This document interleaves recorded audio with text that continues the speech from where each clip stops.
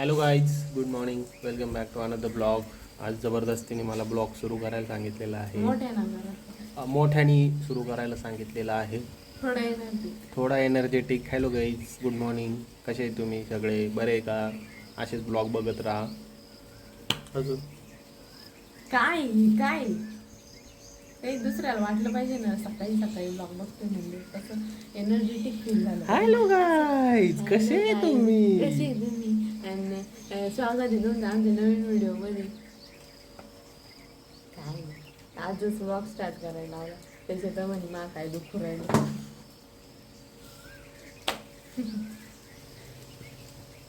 काय करत होती तू? मला काय सुरू करायला लावला? पण असंच तुला माहिती आहे ना माझं किती प्रेम आहे तिकडे ब्लॉगिंग पण वरती. सांग. तुला माहिती आहे ना माझं किती प्रेम आहे ब्लॉगिंग वरती. म्हणूनच सांगितलं. ए नको का? अरे मला वाटलं नाही उडणार, पण उडाला. जाऊ द्या ना, आंघोळ बाकी ना तुमच्या अजून. काय बनवलंय आज जेवायला? आज काळी फ्लॉवर Oh my God. फ्लॉवरची काळी भाजी, भात आणि ज्यांचं दुखतं त्यांना चपात्या आणि ज्यांचं नाही दुखत त्यांना बाजरीच्या भाकरी. समजून हे घ्या सांगायची गरज नव्हती. स्पेसिफिक सगळं काही आम्ही असं एकदम ॲस्थेटिकली आम्ही काय स्वयंपाक बनवलाय ते सांगितलं. कळलं? ही सांगायची गरज नव्हती. नाही, ज्यांचं दुखतं त्यांना बरोबर कळलं का कोणाचं सांगितलं. ते दोघं आजी नातू काय करू राहिले तिकडं? अहो आज बाबा नाही ना घरी, तर त्याला सवय बाबा जवळ बसण्याची. जांभळी जवळ बसतो ना तो सारखा म्हणतो बाबा बाबा बाबा. मग आजी गेले त्याला शेवटी जांभळी जवळ घेऊन. जांभळं पाडी ते जांभळं खाते तिकडं. आणि कधी मी जांभळं जवळ खायला कधी पण. काल दादांनी रात्री जांभळं तोडलं तरी त्याला खायचं होतं. हा जाऊ, चला चला आपण जांभळं. तर गाईज, आमच्या पोराला जांभळं खाण्याची इच्छा झाली, त्याच्यामुळे आता त्याचे हट्ट तर पुरवलेच पाहिजे. तर आणि ट्रॉली एकदम राईट लावलेली तिथं. ट्रॉलीवर चढून जांभळं तोडते ते. आता तिथले सगळे पिकले. आता काकाला आम्ही वरती चढायला लावणार आणि आम्ही जांभळं खाणार. आणि का ना मस्त सकाळी सकाळी येते जांभळं खाते. मज्जा करते का रे? मज्जा करते ना? हां, मज्जा कोण करतं? जांभळं कोण खातं? ए ओ बाबा बाबा अब्बा बाबा.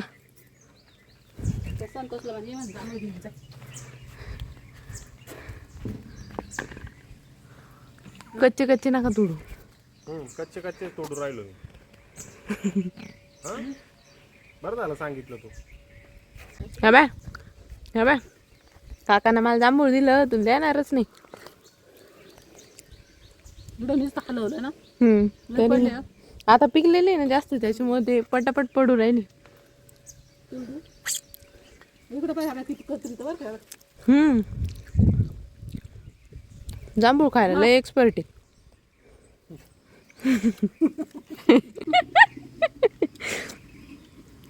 काय नाव ठेवील? आंबा आंब्या खेळ. आंबा कुठे आहे रे? आंबा खाला का? आंब्या काय रे? झाले का नाही तोडून?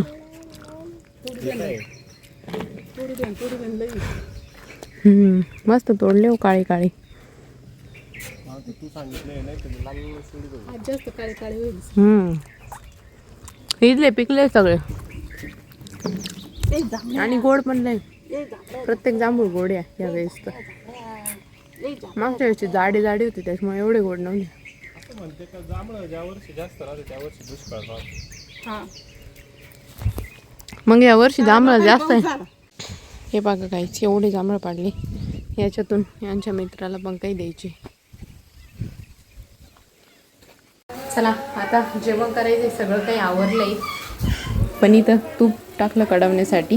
म्हणजे जी विकत मला आणली होती ना, बऱ्याच जणांनी माझ्या ब्लॉगमध्ये पाहिलं असं ना, मी के मिल्कवरून विकतची मला आणतो आणि ती डायरेक्ट कढवायला टाकून द्यायची. तर ती आता कढवायला टाकली आहे. आणि आत्यांना गवारीच्या शेंगांना ते आत्यांना काळी भाजी त्रास होती, त्यामुळे आत्यांसाठी थोड्याशा गवारीच्या शेंगा बनवती कोरड्या. तोपर्यंत आत्या कानाला झोपी लावते, पण कानाला 3दा जोडीत घातलं, 3दा काना बाहेर आला. आता कसं तरी झोपी लावते त्याला. तोपर्यंत आम्ही पण जेवण करतो. आवाज थोडा कमी करा. हां अगं बाई आम्हाला डायरेक्ट आज याच्यावर झोपायचंय. साहेब त्याला काही कर. त्याला कोण आहे रे ते? कोण आहे ते? झोपेतून उठून कानाचा आजीचा जोरदार अभ्यास चालू. एवढे पुस्तकं काढून शेवटचंच राहिलं होतं त्याच्यात, ते बी काढलं. आणि आता 4 वाजत आले. आत्यांच्या लहान बाळाला पोळी खाऊशी वाटली होती, मग म्हटलं आमच्या पण लहान बाळाला पोळी देऊ. त्याच्यामुळं आम्ही दोघे पोळे बनवतोय. एक आत्यांच्या लहान बाळाची बनवते, एक आमच्या लहान बाळाची बनवते. कानाला पण आम्ही पोळीच देतोय आता. काना सगळ्यांच्या आधी चमचा हातात घेऊन बसलाय जेवण नाश्ता करण्यासाठी. दादा तुला काय खायचं? हे खायचं का रे? चल.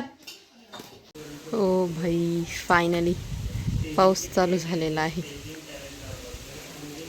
म्हणजे एवढ्या याचा पाऊस कधी आलेला अजूनपर्यंत आलेलाच नाही. आज जरा चांगलं चालू झालंय तर बरं वाटतंय. बरं झालं, कारण लोकांना वेट करत आहे पावसाचा. कारण सगळ्यांचं आता जनरली शेतीवरच असते सगळं अवलंबून. आणि अजिबात पाऊस नाही आमच्या गावात तर. म्हणजे बऱ्यापैकी सगळेच वावरं अजून तसेच आहे. कोणीच काहीच पेरणी केलेली नाही. त्यामुळे सगळेच पावसाची वाट बघते. यायला पाहिजे 2-3 दिवस तरी चांगलं व्हायला पाहिजे. समोरून बघा कोण येते. मला फिरायचं होतं पण मी चपात्या करीत होते आणि हे फिरायला गेले होते. मग त्यांना फोन केला, म्हणलं पटापट चालत या, मी बी येते, मग आपण जाऊ परत.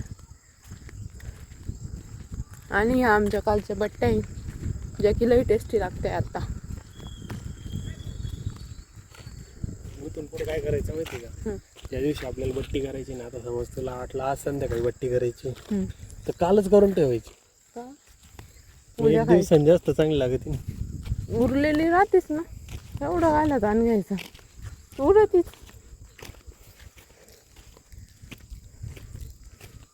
मग चांगला पाऊस आलता, झालं मी ब्लॉग शूट केला, नजर लागली त्याला, गेला खाली तर पाऊस घ्या. इंद्रदेवानी प्रण घेतलेला आहे धनकवाडीवर फक्त जिरवायची.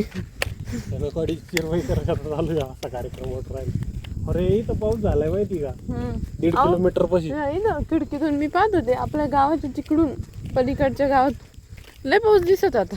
म्हणजे इकडं प्रशांत ते राहते ना, 3 किलोमीटर पण नाही ते इथून असं स्ट्रेट. तरी इतका जोरात पाऊस होतो त्यांच्याकडे पूर्ण पाणी फुल भरले डायरेक्ट. आणि इकडे आभाळ असं वाटतं आता लय पाऊस येईल. काहीच नाही. कदाचित आराम द्यायचा ठरवेल असं धनकवाडीच्या लोकांना यावेळेस. अवघड आहे. आपल्या घरी जॉब करतो आपण म्हणून काही नाही वाटत. मी मगाशीच म्हणले ब्लॉग मध्ये, शेतीवर आहे अजून, त्यांची मुलं शिकताय वगैरे सगळेच.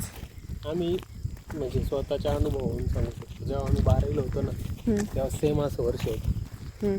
आणि तेव्हा आपल्या घरातून कोणीच जॉबला नव्हतं. सगळे शिकतच सगळे शिकत होते. तर माणसं नाही का लिटरली दादा आपले पिकअप घेऊन, म्हणजे रोजानी कसे जाते माणसं, पिकअप घेऊन डेली जायचे द्राक्ष व्हायला याला त्याला. आणि म्हणजे नाही का लिटरली माणसं काम शोधित होते दुसरं. बरोबर आहे. पाऊस नसल्यावर काय करणार? एवढे जण होते, यांचे फी कशा भरणार हे तरी. म्हणजे मशीन ते होतं ना, मशीन ते होतं पण त्यांना चारा, मशीनला चारा कारण इकडं असं उन्हाळ्यात डायरेक्ट स्टॉप राहतं आमच्या भागात.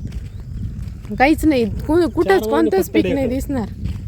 म्हणजे इथून थोडंसं लांब, म्हणजे माझ्या मम्मी त्यांच्या तिकडं आहे थोडंसं, म्हणजे त्यांना पाणी वगैरे राहतं. त्यामुळं काय हे इथून 4-5 किलोमीटरवर पाट गेलेला आहे. प्रशांतच्या त्यांच्या घरापर्यंत पाटाचं पाणी येतं. त्यांच्याकडं जनावरांना वगैरे चारा कायम राहतो, कारण पाट. म्हणजे इकडं ना, आमच्या भागात असं आहे की फेब्रुवारी मार्च झाला का तिथून पुढे सगळे ढेकळं दिसणार, कुठंच हिरवं काहीच दिसणार नाही असं राहतं. पाऊस म्हणजे जनावरांसाठी नाही, काहीच नाही.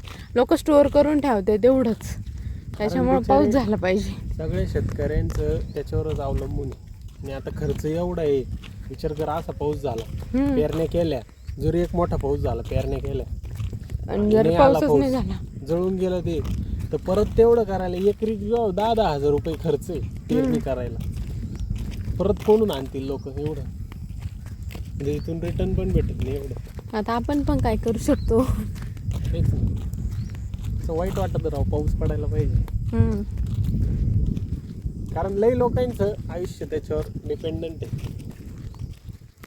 म्हणजे असं समज यावर्षी जर पाऊस नाही झाला ना, तर 80% लोकांना त्यांच्या दिवाळीला नवीन कपडे नाही होणार, कोणी चांगले चांगल्या वस्तू नाही घेणार, सगळे असे एकदम म्हणजे फक्त जिवंत राहायसाठी पुरतेचे एफर्ट्स घेते. ते किती मागं जातील ते आयुष्यात. किती म्हणजे 1 वर्षाचं नुकसानच आहे ना. मग आमच्यासोबत चिक्कू पण आलाय फिरत फिरत. गोल्या आला होता पण गोल्या गेला. गोल्याने एवढे कष्ट घेत. गोल्या फक्त खायचं काम करतो. येऊ द्या 2-4 येऊ द्या, त्याला किती वेळा टाकतो, खातो. याला जरी टाकलं तरी तो तेच खाऊन घेतो. हे बघा इथं हरिणी. आता थोडा अंधार आहे त्यामुळे तुम्हाला ते ब्लर ब्लर वाटतील. अहो टोळीच राहते त्यांची. मला 2च दिसते. ते काळ आहे म्हणजे हरिणी, पण मी ते पाहिलंच नव्हतं. आमच्या हळदीचा ब्लॉग चालू आहे आणि काना इतकं लक्ष देऊन पाहतोय. हे काय चालू आहे म्हणून घरापुढं. तो म्हणून मीच नाही, सगळे दिसतंय. कुठे आहे काना तू? बाप्पाच्या घरी होता काना.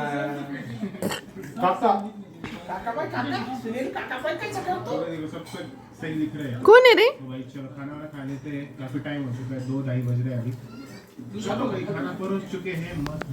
काकाच्या हळदीत नाचायचं राहून गेलो होतं. आता आम्ही हाऊस पूर्ण करतोय. काना नाच. कोण आहे रे? लय लक्ष देऊन पाहू राहिला तू.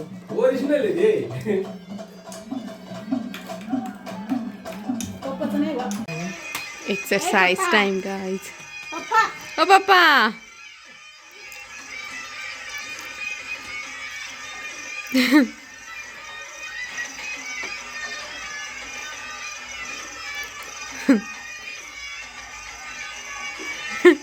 तू नाच.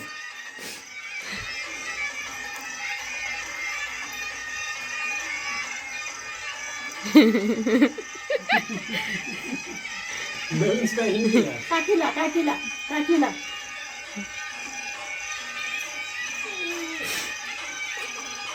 नाच ना.